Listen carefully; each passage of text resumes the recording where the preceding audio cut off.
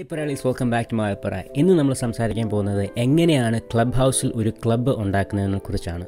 Club ഹൗസിലെ club എന്താണെന്ന് വെച്ചാൽ നമ്മൾ ഫേസ്ബുക്കിൽ ഒരു പ്രൈവറ്റ് ഗ്രൂപ്പോ അല്ലെങ്കിൽ ഒരു പബ്ലിക് ഗ്രൂപ്പോ ഉണ്ടാക്കുന്നതിൻ്റെ കൂട്ട് തന്നെയാണ് ക്ലബ് ഹൗസിൽ ഒരു ഗ്രൂപ്പ് ഉണ്ടാക്കുന്നത്. അപ്പോൾ ഈ ഒരു ഗ്രൂപ്പിൽ നമുക്ക് നമ്മുടെ മെമ്പേഴ്സുമായിട്ട്, അതായത് നമ്മുടെ കൂട്ടുകാരുമായിട്ട് സംസാരിക്കാൻ പറ്റും. അതല്ലെങ്കിൽ നമുക്ക് ഈ ഒരു ക്ലബ്ബ് ഓപ്പൺ ആക്കി എല്ലാവർക്കും ജോയിൻ ചെയ്യാവുന്ന ഒരു രീതിയിലും ആക്കാൻ പറ്റും. അപ്പോൾ ഈ ഒരു ക്ലബ്ബ് ക്രിയേറ്റ് ചെയ്യുന്നതിന് മുമ്പ് നമുക്ക് നമ്മുടെ അക്കൗണ്ടിൽ നല്ല രീതിയിൽ ആക്റ്റീവ് ആയിരിക്കണം. അപ്പോൾ ഞാൻ ഓൾറെഡി അത് മെൻഷൻ ചെയ്യാമായിരുന്നു എൻ്റെ കഴിഞ്ഞ ആപ്പ് റിവ്യൂ വീഡിയോയിൽ. അപ്പോൾ നല്ല രീതിയിൽ ആക്റ്റീവ് ആകണമെന്ന് ഞാൻ പറയുന്നതിൻ്റെ അർത്ഥം എന്താണെന്ന് വെച്ചാൽ, ഇപ്പം ബെയർ മിനിമം നമ്മൾ 3 റൂമെങ്കിലും ഓപ്പൺ ആയിട്ട് ക്രിയേറ്റ് ചെയ്യണം. അപ്പോൾ ഓരോ ദിവസം ഇടവിട്ട് നമുക്ക് 3 റൂമെങ്കിലും ക്രിയേറ്റ് ചെയ്യണം.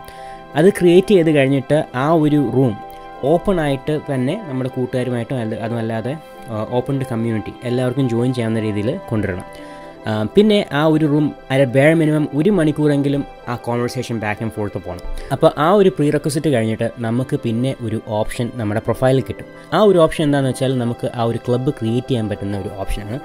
ഇനി നമുക്ക് നമ്മുടെ ഫോൺ നോക്കി എങ്ങനെയാണ് ക്ലബ്ബ് ക്രിയേറ്റ് ചെയ്യുന്നത് നോക്കാം. അപ്പോൾ നമുക്കിനി ക്ലബ് ഹൗസ് ഒന്ന് ഓപ്പൺ ആക്കി നമ്മുടെ പ്രൊഫൈലിലോട്ടൊന്ന് പോകാം.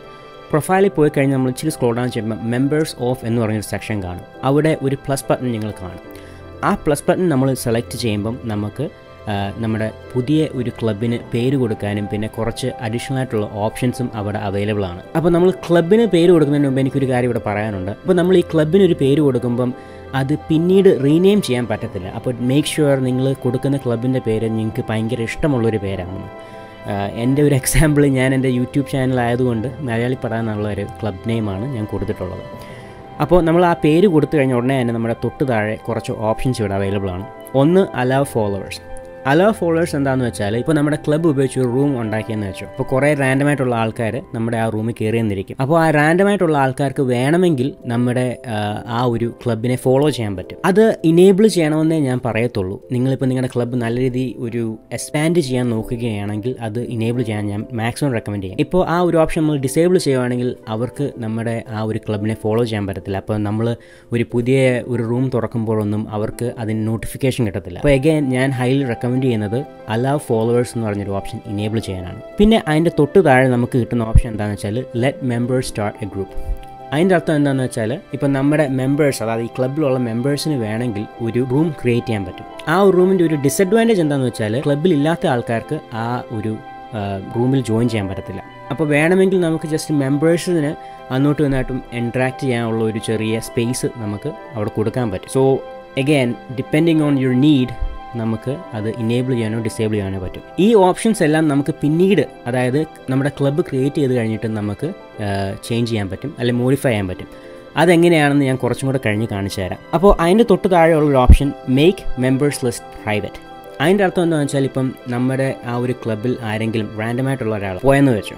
അപ്പോൾ അതിൻ്റെ അകത്തെ അവൈലബിൾ ആയിട്ടുള്ള മെമ്പേഴ്സിൻ്റെ പേരോ അല്ലെ ഇൻഫർമേഷനോ ഒന്നും കാണിക്കത്തില്ല. അതാണ് മേക്ക് മെമ്പേഴ്സ് ലിസ്റ്റ് പ്രൈവറ്റ് എന്ന് പറഞ്ഞൊരു ഓപ്ഷൻ്റെ അർത്ഥം. പിന്നെ അതിൻ്റെ തൊട്ട് താഴെ ടോപ്പിക്സ് എന്ന് പറഞ്ഞൊരു ഓപ്ഷൻ ഉണ്ട്. ടോപ്പിക്സിൻ്റെ അകത്താണ് നമ്മൾ എന്ത് ടൈപ്പ് ക്ലബ്ബാണ് നമ്മൾ ഓപ്പൺ ചെയ്യാൻ പോകുന്നതിനുള്ളൊരു ഒരു ചെറിയ കാറ്റഗറി പോലെ കൊടുക്കുന്നത്. ഇവിടെ വേണമെങ്കിൽ നമുക്ക് റൊമാൻറ്റിക് അല്ലെ സൗത്ത് ഏഷ്യൻ അല്ലെ ന്യൂസ്, അങ്ങനത്തെ കുറേ ടോപ്പിക്സ് നമുക്കിവിടെ കൊടുക്കാൻ പറ്റും. പിന്നെയും അതിൻ്റെ താഴെ പോവുകയാണെങ്കിൽ നമുക്ക് ഡിസ്ക്രിപ്ഷൻ എന്ന് പറഞ്ഞൊരു സ്പേസ് ഉണ്ട്. അവിടെയാണ് നമ്മൾ നമ്മുടെ ക്ലബ്ബ് എന്തിനെ പറ്റിയാണ് ആൻഡ് ആരാണ് ക്രിയേറ്റ് ചെയ്തത്, എങ്ങനെയാണ് നമുക്ക് അങ്ങോട്ടും ഇങ്ങോട്ടും കമ്മ്യൂണിക്കേറ്റ് ചെയ്യാൻ പറ്റുന്നത്. ക്ലബ് ഹൗസ് അല്ലാതെ, മീനിങ് ഇൻസ്റ്റാഗ്രാമിൽ നിങ്ങൾക്ക് ഒരു ഫാൻ പേജ് ഉണ്ടെങ്കിൽ അതിൻ്റെ ലിങ്കും അതെല്ലാം നമ്മൾ ഡിസ്ക്രിപ്ഷനിൽ കൊടുക്കും. അതെല്ലാം നമ്മൾ ഫില്ല് ചെയ്ത് കഴിഞ്ഞിട്ട് നമുക്ക് ടോപ്പ് റൈറ്റിൽ ക്രിയേറ്റ് എന്ന് പറഞ്ഞൊരു ഓപ്ഷൻ ഉണ്ട്. അത് ഞെക്കുമ്പോൾ നമ്മുടെ ആ ഒരു ക്ലബ്ബ് അവിടെ ക്രിയേറ്റ് ആവും. അപ്പോൾ നമ്മൾ നമ്മുടെ ക്ലബ്ബ് ക്രിയേറ്റ് ചെയ്ത് കഴിഞ്ഞിട്ട് നമ്മുടെ ക്ലബ്ബിലോട്ട് നാവിഗേറ്റ് ചെയ്യുന്നത് എങ്ങനെയാണെന്ന് വെച്ചാൽ, നമ്മൾ പ്രൊഫൈലിൽ തന്നെ തിരിച്ചു പോകണം. എന്നിട്ട് താഴെ ആ മെമ്പേഴ്സ് ഓഫ് സെക്ഷൻ്റെ അകത്ത് തന്നെ നമ്മുടെ പുതിയ ക്ലബ്ബ് ഇവിടെ പോപ്പ് ആവും.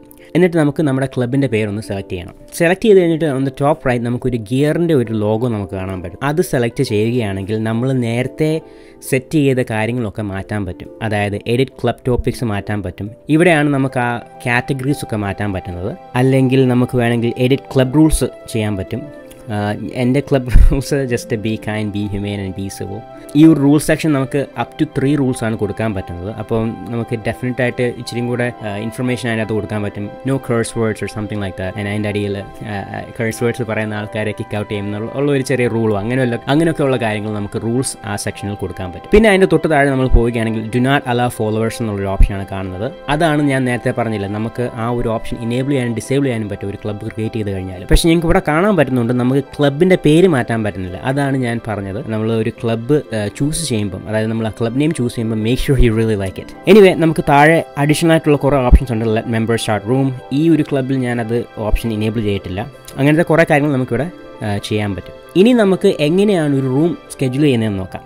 നമുക്ക് ചാടി പിടിച്ചൊരു റൂം ക്രിയേറ്റ് ചെയ്യാൻ പറ്റും. പക്ഷേ അതിൻ്റെ ഒരു പ്രശ്നം എന്താണെന്ന് വെച്ചാൽ, ഇപ്പോൾ ഞാൻ ഇവിടെ പ്ലസ് ഞെക്കുമ്പോൾ നിങ്ങൾക്ക് കാണാൻ പറ്റുന്നുണ്ട് മലയാളിപ്പട എന്ന് പറഞ്ഞാൽ യെല്ലോ ലോഗോ ഉള്ളത്. അത് ഞാൻ സെലക്ട് ചെയ്യുവാണെങ്കിൽ ഒരു ക്ലോസ്ഡ് ഗ്രൂപ്പ് ആയിരിക്കും അവിടെ തുടങ്ങുന്നത്. അതായത് മെമ്പേഴ്സ് മാത്രമേ ആ ഒരു ഗ്രൂപ്പിൽ ജോയിൻ ചെയ്യാൻ പറ്റത്തുള്ളൂ. ഓൾട്ടർനേറ്റീവ്ലി ഇപ്പം നമ്മൾ ഒരു റൂം ക്രിയേറ്റ് ചെയ്യാൻ നോക്കുവാണ്, ആ ഒരു റൂമിൻ്റെ അകത്ത് ഓപ്പൺ ആകണമെന്ന് വെച്ചോ, അതായത് എല്ലാവർക്കും ജോയിൻ ചെയ്യണമെന്ന് വെച്ചോ, അങ്ങനത്തെ ഒരു ഓപ്ഷൻ വേണമെങ്കിൽ നമുക്ക് സ്കെഡ്യൂൾ എ റൂം എന്ന് പറഞ്ഞൊരു ഓപ്ഷൻ ഇവിടെ കാണും. നമ്മളത് സെലക്ട് ചെയ്യണം. എന്നിട്ട് നമുക്ക് വേണമെങ്കിൽ ഇവൻറ്റിൻ്റെ പേര് കൊടുക്കാം.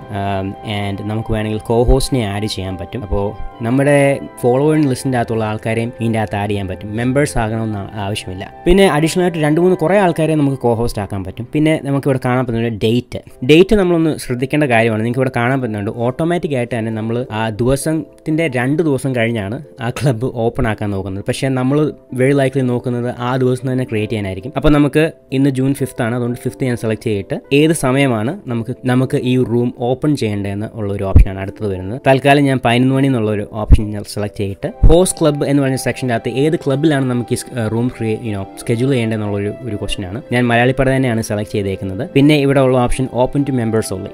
അഗൈൻ നമ്മൾ ആ ഒരു ഓപ്ഷൻ സെലക്ട് ചെയ്യുകയാണെങ്കിൽ മെമ്പേഴ്സിന് മാത്രമേ ജോയിൻ ചെയ്യാൻ പറ്റത്തുള്ളൂ. അപ്പോൾ നമ്മൾ ഓപ്പൺ, അതായത് എല്ലാവർക്കും ജോയിൻ ചെയ്യണമെങ്കിൽ ആ ഒരു ഓപ്ഷൻ ഡിസേബിൾ ചെയ്യുന്നതാണ് ഏറ്റവും നല്ലത്. പിന്നെ അതിൻ്റെ തൊട്ട് താഴെ നമുക്ക് വേണമെങ്കിൽ ഡിസ്ക്രിപ്ഷനും ഇതിനു വേണ്ടി കൊടുക്കാം. അത് കഴിഞ്ഞ് പബ്ലിഷ് എന്ന് പറഞ്ഞൊരു ഓപ്ഷൻ ഞെക്കിയാൽ നമുക്ക് ഇവിടെ കാണാൻ പറ്റുന്നുണ്ട് ഹി എന്ന് പറഞ്ഞൊരു ചെറിയ റൂം 11 മണിക്ക് ഇന്ന് ഓപ്പൺ ആകാൻ പോകുന്നത്. ഇപ്പം നിങ്ങൾ സ്കെഡ്യൂൾ ചെയ്ത റൂമിൻ്റെ കോഹോസ്റ്റ് വരത്തില്ലെന്ന് വെച്ചോ, നിങ്ങൾക്ക് അത് ക്യാൻസൽ ചെയ്യണമെന്ന് വെച്ചോ, നമ്മൾ അതൊന്ന് സെലക്ട് ചെയ്തിട്ട് എഡിറ്റ് എന്ന് പറഞ്ഞൊരു ഓപ്ഷൻ പോയി ഏറ്റവും താഴെ പോവുകയാണെങ്കിൽ ഡിലീറ്റ് ഇവൻ്റ് എന്ന് പറഞ്ഞൊരു ഓപ്ഷൻ കാണും.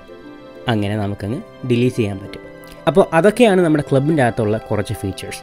നിങ്ങൾ ആരെങ്കിലും ക്ലബ് ഹൗസിലുണ്ടെങ്കിൽ നിങ്ങൾക്ക് ആർക്കെങ്കിലും ഞങ്ങളോട് സംസാരിക്കണമെന്നുണ്ടെങ്കിൽ, ഞങ്ങളൊന്ന് പറയുമ്പം ഞാനാണ് ഇവിടുത്തെ മെയിനായിട്ടുള്ള ഒരു കോണ്ടൻറ്റ് ക്രിയേറ്റർ. പക്ഷേ അലനുണ്ട്, വേറെ കൂട്ടുകാരും അങ്ങനത്തെ കുറേ ആൾക്കാർ ഈ ഒരു ഗ്രൂപ്പിലുണ്ട്. അപ്പോൾ ഡെഫിനറ്റായിട്ട് വേണമെങ്കിൽ നിങ്ങൾക്ക് ഫോളോ ചെയ്ത് ഞങ്ങളോട് സംസാരിക്കാൻ പറ്റും. ഇടയ്ക്കൊക്കെ ചുമ്മാ ഒരു പ്രാന്ത കയറി ഞങ്ങൾ ചുമ്മാ റൂം റാൻഡമായിട്ട് ക്രിയേറ്റ് ചെയ്യും. സോ ഡെഫിനറ്റായിട്ട് നിങ്ങൾക്ക് അത് അതിൽ ഇൻട്രസ്റ്റഡ് ആണെങ്കിൽ ഫോളോ ചെയ്യുക. ആ ഫോളോ ചെയ്യുന്നതിൻ്റെ ഒരു ലിങ്ക് ഞാൻ ഇവിടെ താഴെ ഡിസ്ക്രിപ്ഷനിൽ കൊടുക്കാം. എനിവേ, നിങ്ങൾ ഇത്രയും നേരം കണ്ടതിൽ ഭയങ്കര സന്തോഷമുണ്ട്. നമുക്ക് അടുത്തൊരു വീഡിയോയിൽ കാണാം. തൽക്കാലം